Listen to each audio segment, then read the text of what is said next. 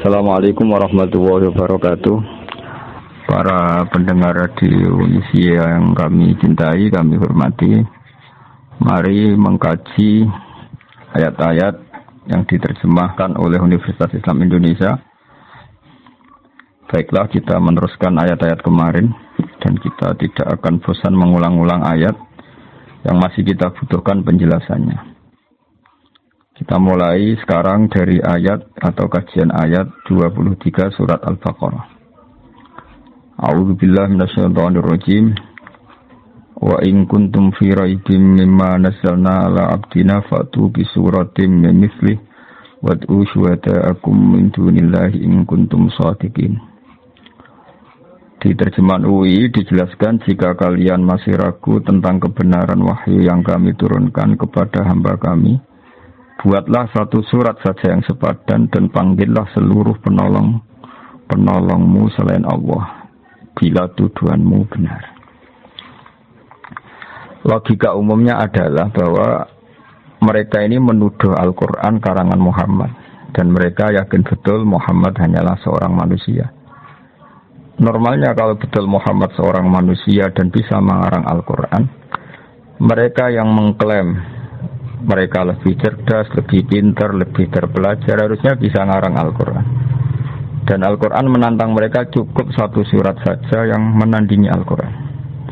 Tapi apa faktanya? Mereka tidak mampu. Sampai Rasulullah wafat pun mereka tidak mampu. Sampai sekarang pun mereka tidak mampu. Harusnya yang demikian menjadi satu keyakinan atau kesimpulan bahwa Al-Quran memang kalam Allah yang tidak bisa ditandingi oleh kalam manapun dan tidak akan tertandingi oleh karangan manusia apapun. Berikut beberapa cerita tentang naifnya mereka, ironisnya mereka. Saat mereka benar-benar sering kumpul dan rapat dan memutuskan ingin menandingi Al-Quran, mereka tidak mampu. Sampai menyewa orang yang bernama Musailamah. Oleh Islam, Musailamah ini disebut Musailamah Al-Kadzab, dia pendusta, dia pembohong. Setelah disewa ternyata apa? Mereka hanya minta 1-2 surat yang mirip Al-Quran. Misalnya begini, Al-Quran adalah wahyu Allah yang diantara yang diturunkan adalah surat Al-Fil. Alam taro kaifa fa'ala rabbuka bi ashabil fil. Alam yaj'al kaidahum fi tadlil wa arsala 'alaihim tayran ababil. Tarmihim bihijaratin min sijil faja'alahum ka'asfin ma'kul. Kalimatnya indah, akhiran ayatnya juga indah, terbaca juga indah. Kualitas maknanya juga luar biasa, bahwa adalah fakta bangsa Arab sebelum kelahiran Nabi dalam waktu dekat ada prahara besar yang dialami penduduk Mekah, yaitu bahwa Abraha ingin merobohkan Ka'bah. Singkat cerita, Abraha ini adalah raja yang cerdas. Dia tahu bahwa Ka'bah adalah sumber ekonomi karena didatangi berbagai pihak, dan itu artinya jadi wisata religi yang menghasilkan uang. Abraha berpikir ingin bikin Ka'bah di Yaman yang kira-kira mendatangkan wisatawan juga, yang nanti berakibat kebaikan secara ekonomi atau secara finansial. Singkat cerita, setelah dia bikin, ada orang Quraisy nggak terima sampai buang air besar di situ. Kemudian ini sangat bikin marah Abraha dan dia bersumpah akan menghancurkan Ka'bah. Setelah bersumpah mau menghancurkan Ka'bah, dia datang ke sana dengan pasukan gajah yang terkenal, yang melegenda dalam sejarah Mekah, sejarah Ka'bah. Ketika sudah mendekati Ka'bah, singkat cerita, gajah-gajah mereka yang hendak merobohkan Ka'bah, kalau diarahkan ke sana enggak mau, tapi kalau diajak pulang mau. Setiap mau diarahkan lagi ke Ka'bah enggak mau, setiap diajak pulang mau. Sehingga ini jadi peristiwa besar. Kemudian Abraham memaksakan tetap mau menghancurkan Ka'bah. Kenapa redaksinya alam taro? Bukankah kamu melihat?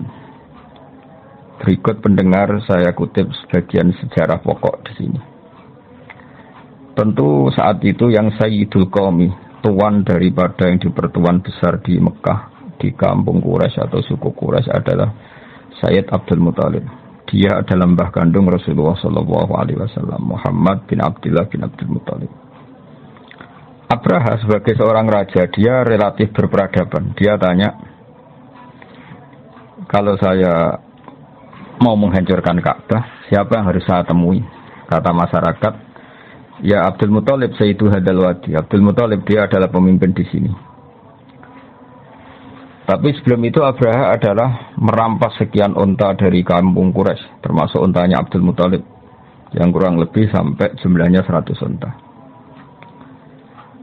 Itu lazim dalam penjajahan dulu, mesti merampas harta-harta daerah yang dijajah. Setelah Abdul Muthalib didatangkan, Abdul Muthalib itu orangnya wibawa sekali.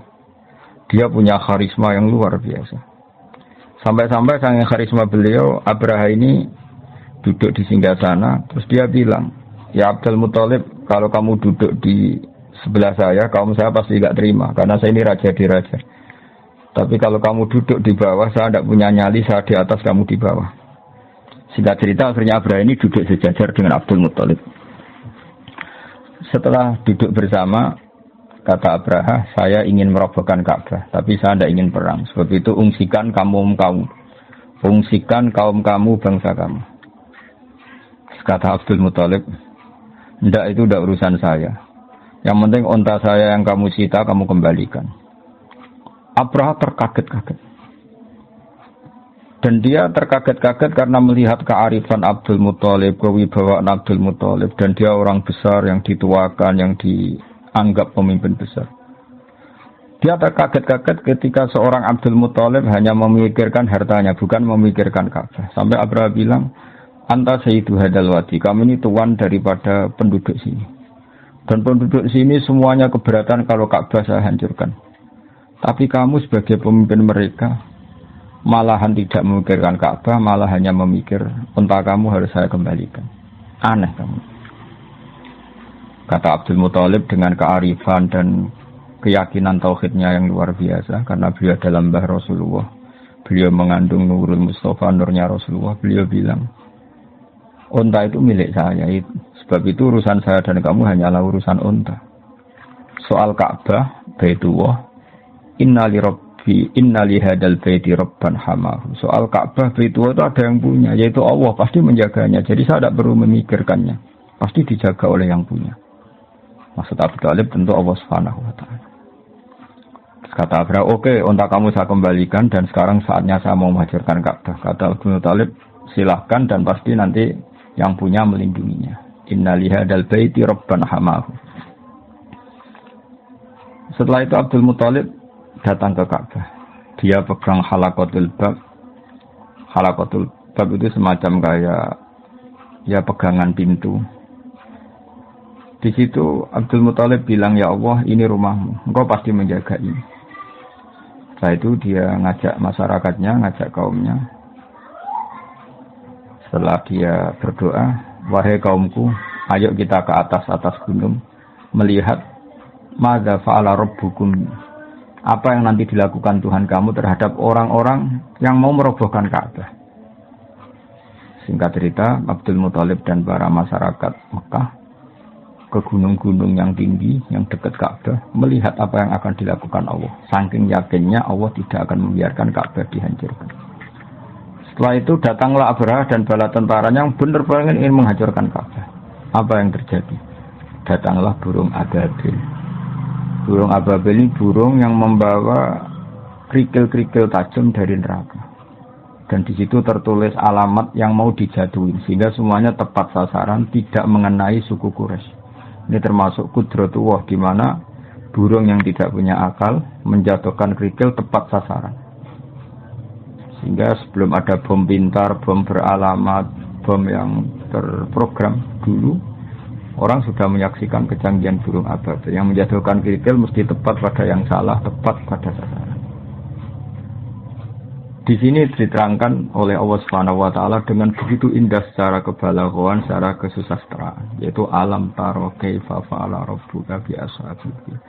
Wahai penduduk Mekah, wahai kamu siapa saja yang melihat peristiwa itu, alam taro dalam banyak tafsir disebutkan ayyuhar ra'i, siapa saja yang melihat peristiwa itu. Coba lihat apa yang dilakukan Tuhanmu terhadap ashabil fil, orang-orang bertentara gajah.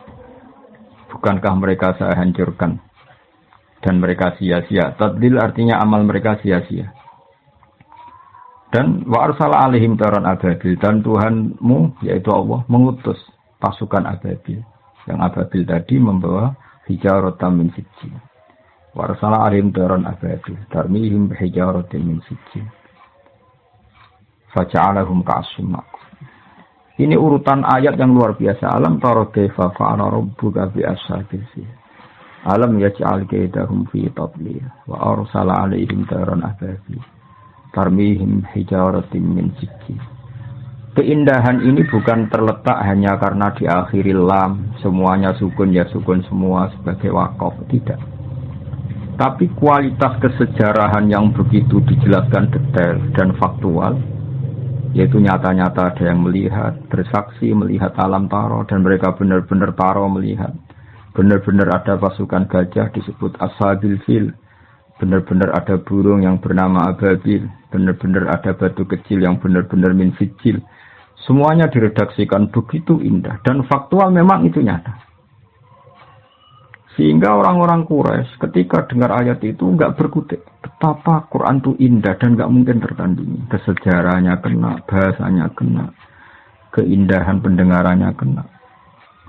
Karena mereka tidak mampu, dan ditantang oleh Allah, silahkan tandingi yang seperti ini. Disewalah Musailamah Al-Kadzdzab untuk menandingi yang semacam surat ini.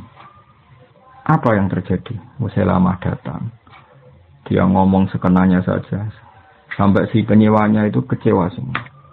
Dia malah cerita, Al-filu mal-fil wa ma adraka mal-fil lahu khurtumun tawil wa dhailuhu qasir. Dia menandingi surat ini dengan kata-kata yang sama sekali tidak ada maknanya dan tidak punya kualitas apapun. Dia hanya ingin berakhiran lam, terus kedengaran kayak mirip. Tapi sama sekali tidak menunjuk makna yang luar biasa. Bahkan terkesan hadayan itu kayak omongan orang yang setengah gila, setengah tidak waras. Dia hanya cerita yang maknanya al-filu mal-fil. Kamu tahu gajah. Gajah itu apa? Gajah adalah hewan lahu khurtumun tawil. Dia punya belalai panjang. Wadailuhu qasir, tapi dia ekornya pendek. Dan sebagainya. Dia hanya ingin berakhiran dengan lam. Dan menjelaskan sesuatu yang enggak penting sama sekali. Sehingga sampai para ulama bilang kami itu gila, kami itu pendusta. Sehingga disebut Musailamah Al-Kadzdzab. Ini pelajaran bagi kita bahwa Al-Quran adalah kalamullah dan siap diadu secara ilmiah. Saking siapnya sampai Quran bilang faktu. Kalau kamu enggak percaya dengan Quran ini adalah wahyu dari Allah, faktu. Maka datangkanlah di suratin mimisli. Kamu enggak apa-apa ngarang Quran asal kualitasnya sama, kebahasaannya sama, faktual sejarahnya sama, rohnya sama. Tentu mereka tidak akan mampu. Ketika nyata-nyata mereka tidak mampu, Allah sangat baik masih memanggil mereka fa illam taf'alu wa lan taf'alu fattaqun nar. Jika kamu tidak bisa melakukan itu dan memang tidak akan mampu wa lan taf'alu fattaqun nar, kamu sebagai manusia harus takutlah masuk neraka. Yang neraka itu saking panasnya waquduhan nas wal hijarah. Yang menjadi alat atau materi bahan bakarnya adalah manusia dan batu. Di sini kata ulama dikatakan batu-batu besar yang normalnya tidak nyala menjadi nyala. Itu bukti saking panasnya neraka. Sampai batu yang dimasukkan pun akan menjadi nyala. Kalau neraka tidak panas-panas amat, tentu batu-batu besar itu tidak akan menjadi api. Tapi saking panasnya keadaan neraka sampai batu-batu besar pun setelah dimasukkan menjadi bahan bakar, menjadi nyala dan menjadi bahan bakar. Iddas lil kafirin. Tentu neraka itu dipersiapkan bagi mereka yang mengingkari kebenaran, mengingkari Allah dan Rasul dan kebenaran Quran. Dan sudah menjadi tradisi Allah Subhanahu wa taala setelah menerangkan orang-orang kafir, kemudian ayat diteruskan dengan menerangkan orang-orang mukmin. Wa basyiril ladzina amanu wa 'amilus shalihati anna lahum jannatin tajri min tahtihal anhar. Sampaikan kabar gembira kepada mereka yang beriman dan beramal saleh bahwa bagi mereka surga-surga yang dihiasi oleh sungai-sungai yang mengalir. Kullama rusiku minha min samaratir rizqan qalu hadzal ladzi ruziqna min qablu wa utubihi mutasyabihan. Setiap mendapat rezeki buah-buahan surga, mereka mengatakan rezeki ini pula yang telah diberikan kepada kami sebelumnya. Wa utubihi mutasyabihan, mereka mendapat rezeki yang serupa. Walahum fiha azwajum mutahharatu wa hum fiha khalidun. Mereka juga diberi jodoh-jodoh yang serba suci dan mereka kekal di sana. Orang-orang iman di Al-Quran seringnya dibarengi dengan wa'amil sholihat, iman dan perilakunya soleh. Tentu ini penting sekali karena iman adalah bukti kita hidup, iman akan wujudnya Allah. Iman bahwa pencipta langit adalah Allah. Tentu konsekuensinya juga harus iman bahwa Allah ini punya aturan. Karena Allah adalah zat yang memerintahkan kebaikan, maka kita yang mukmin harus bercirikan melakukan kebaikan. Allah sebagai pengatur alam tentu melarang segala jenis kerusakan dan kezaliman. Kita pun ingin menghindari sejauh mungkin kerusakan dan kezaliman. Sebab itu kita tidak boleh mendewa-dewakan iman saja, karena di Al-Quran seringnya kata iman dibarengi dengan kata wa'amil sholihat dan berperilaku yang baik-baik. Para pendengar yang kami hormati, perilaku baik-baik ini yang akhirnya bisa menjaga alam raya. Betapa rusaknya alam ini kalau kita atau manusianya berbuat dolim. Betapa kacaunya sistem sosial, kacaunya tata surya, kacaunya apa saja. Bumi bisa dihancurkan lewat bom atom. Manusia bisa dihancurkan oleh narkoba. Konflik bisa disulut karena banyak orang yang berselingkuh, banyak orang yang mengambil haknya orang lain, istrinya orang lain sekenanya. Betapa rusaknya ini. Sehingga saking kacaunya kezaliman, Allah berfirman, "Dhaharal fasadu fil barri wal bahri bima kasabat aydin nas." Kalau ada kerusakan di mana saja, baik lautan maupun di daratan, semua pasti karena ulah manusia. Sebab itu kita yang mukmin harus berperilaku yang soleh. Soleh itu dari makna sesuatu yang pantas, yang layak.